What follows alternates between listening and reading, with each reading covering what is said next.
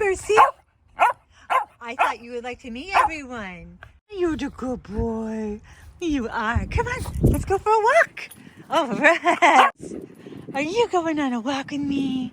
Is it a nice day out today? I am walking Perseus to the dog park, and I thought I would talk to you about the level of crime that has been happening and a moment where I was severely intimidated. Nothing like this has ever happened to me in Southern California.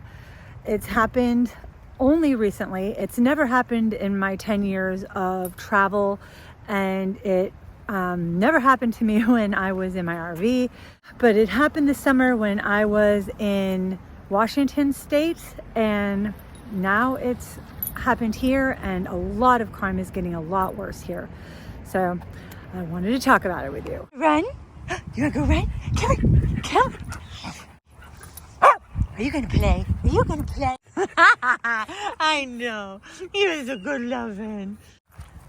That a boy. I feel like a lot of things have been changing around here. The train is coming. Might be able to see it. No, not from here.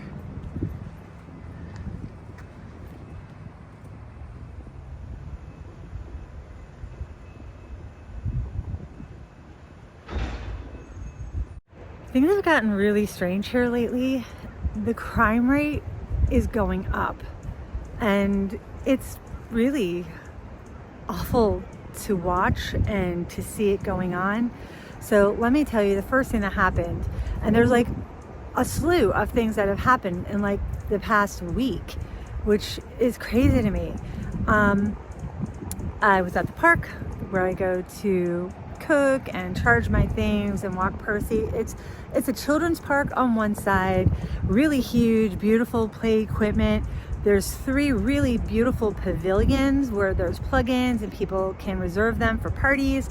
And then there's another pavilion off to the side, and then there's a baseball field or baseball diamond, and then like soccer fields up on the top. It's for families and for people to go, and it's always been a safe park. Well, that has changed. So the last time I had been there, about a week ago or so, there were needles. It was so bad. They were in the bathroom, and some of them were sticking up out of where the toilet paper dispenser is. This is a children's park. Like, children come here and they're going to use that bathroom. That is just so awful. And then they were there like a couple days in a row. I found some on the ground. I called for them to know, the maintenance people there. It was just so bad. And then just 2 days ago, I pulled into the park and it was almost empty. Like, the parking lot was nearly empty. There were only a few cars scattered, and it's a really good sized parking lot. I parked off to the back of it, to the side where there's a tree, so I'd have some shade. And the tree is right there to the right of my car on my passenger side, and then my driver's side is out towards a few more parking spaces. Some guy immediately pulled in, backed up right next to me, like just really close. And you know, it felt aggressive, but at first I was just like, okay, it's nothing. I'm just, don't make anything out of it. You want the spot, you can have the spot. I just kind of smiled and just pulled out and moved to the other side of the parking lot. So there was a parking space in front and a parking space in back, and that's now how this side of the lot goes. I pulled over, and I was there for less than 2 seconds. I was about to open my door with my dog when he pulled back up and came in right behind me and started to open his door. Yeah, my heart started pounding, my adrenaline started just pumping, and I wasn't gonna stand there. There's been so many crazy incidences lately. There's no way. I didn't know if he had a weapon or what he was doing, and there were not enough people there to even slightly feel safe enough. So I pulled out and I pulled away, and I haven't been back for the past few days.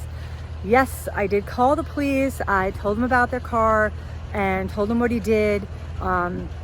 and they said they were going to send a squad car up and like see what was going on, if he was still there.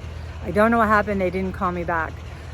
But I'm really, really upset. That is one of my favorite places to go.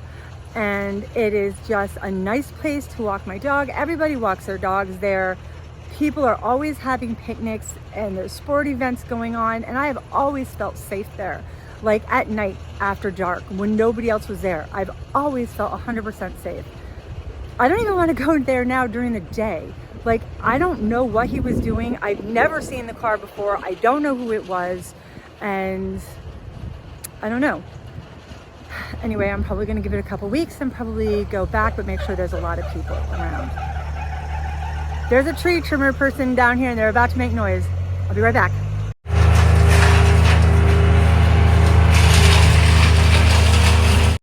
Rock Karen. Go ahead. Go ahead. We're going to go down. He does not like the noise. Jump. So I really feel like I just got run out of one of the parks that I frequent so often. And I'm mad about it. I don't know if this person's going to be there again next time I go. Yeah, and I don't want him to be able to follow me. So honestly, I was really careful driving back to be sure that he wasn't behind me and to be sure that I took a bunch of different ways. But once you frequent a place like that publicly for a while, like if he's not transient and just kind of passing through, then he's been there staking it out, then he knows I've been there. I hate that feeling.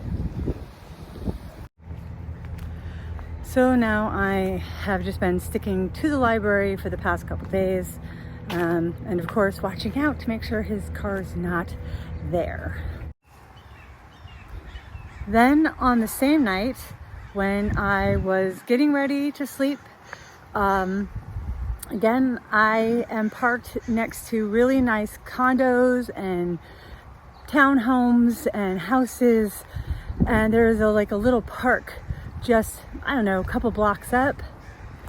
I don't know what happened, but I counted 9 police cars and 2 or 3 emergency vehicles raced onto the scene, just 2 blocks behind me, and they were there for a couple of hours. I couldn't exactly hear what was happening, but you could hear the sirens and the blue lights were flashing through the car as I tried to bring down my anxiety from everything and feeling so concerned. Yeah, from that day when the guy came right up behind me on purpose, and I don't know, it makes me feel like maybe it's time to think about leaving here. Like I said, it's one of my favorite places and it's so pretty, but I'm starting not to feel safe in my car here. And if you watch one of my other videos, can't remember exactly which one it was, but it was the one, no, I can't remember which, but I had discussed how one of the people who parked down that road saw me cooking outside in the back and told me that someone had tried to break into his car while he was in it. That was only maybe 6 weeks ago, like on that area. Oh my God, that's right. And then to top it off, because all of that wasn't enough high stress, and I still don't know what happened up the street. I was looking at the news from where I am and I couldn't find anything yet. I finally did fall asleep, but at 6 o'clock in the morning, I got a knock. It wasn't just any knock. There was a woman outside of my car shouting at me to wake up. She was banging and pounding her fist all the way around my car, from the front of it all the way around the back to the other side, shouting, "Hey, wake up, wake up, wake up. I have something for you."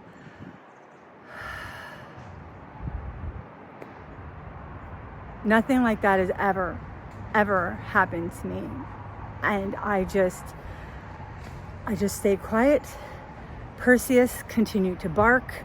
She continued to knock, and she finally went away. I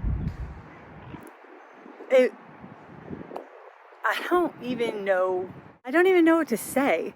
I don't know what to do. This is a place, I mean, you can see it behind me. This is a beautiful place on the coast. And I have been here. I have lived here. I lived here in my car last winter when I first got it, and then all the way up the coast and back down, and nobody's ever banged on my car. Nobody has ever banged on my car. And again, I'm in a nice spot, and obviously it's not a nice spot. So let's just say, you know what? It's not a nice spot. So all of those very wealthy people are in those buildings, and they're safe and it's okay. And their very nice cars are outside, and that's where I park among them. And I really thought that I was okay. And obviously crime is getting worse here too. And I'm honestly not sure what to do because it's winter. And the last time I was down near Lake Havasu, I was thinking about doing some boondocking down there, and one of the security guards at the mall I had met, and he befriended me because I had parked overnight in their parking lot, and he was like, yeah, sure, you're okay. You can stay here for the night.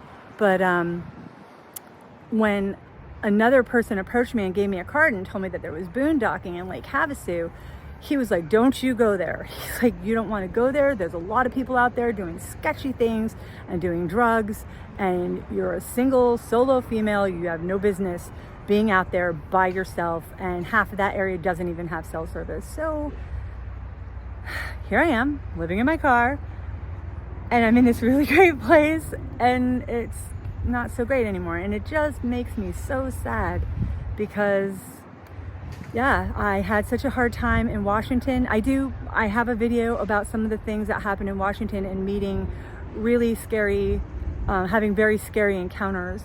I just kind of never thought I'd have them in Cali, but here we are. So I'm trying to decide what to do. It makes me thinking about going north early, or I don't know. Kind of up in the air about what to do next.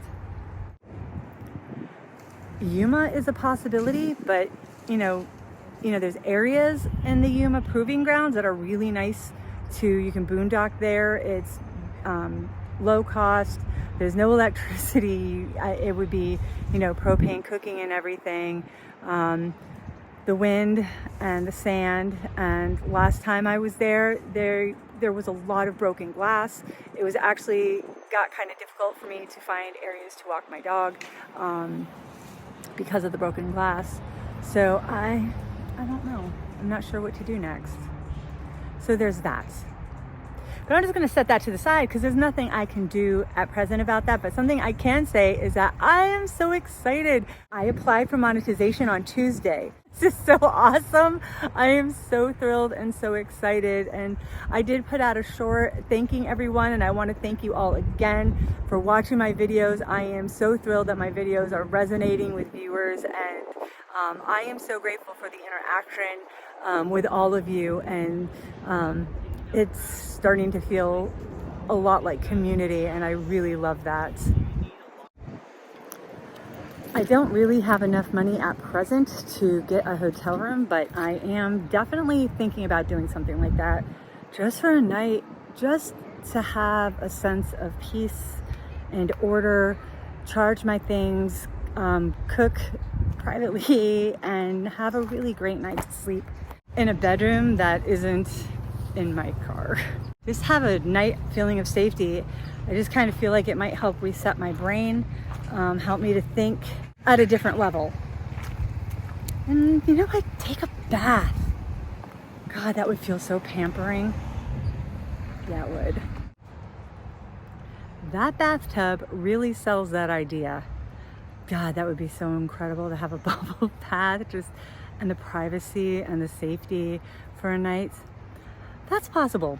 So I think I'm going to start looking at Priceline or Expedia or something and find like the lowest price hotels that I can find and make a reservation. Yeah, and if I get a chance to do that, manifest, make it happen. When I get the chance to do that, I will film from the hotel room. Thank you all for rooting for me, for being here, and I am excited to see the manifestation happen. Getting monetized on my YouTube channel was definitely one of those first steps. So I am just so grateful and so thankful because I can see it all happening. So right now I am manifesting that hotel room. I can feel the soft, comfortable bed. I can feel the safety and the calmness and my adrenaline going down. And I can feel the bubble bath around my legs. Now it's your turn. Put what you want to manifest down in those comments. Thank you so much for being here. Please like and subscribe. And if there's anywhere you think would be a great idea to journey to next, tell me where you would like to see. Get out there and live bravely. If you like reading, please check out my books. They are all available on Kindle Unlimited under Aurora Wilding. Please like my Amazon author page. Every time you do any page reads or purchase a book, you'll be helping support me. Thanks so much.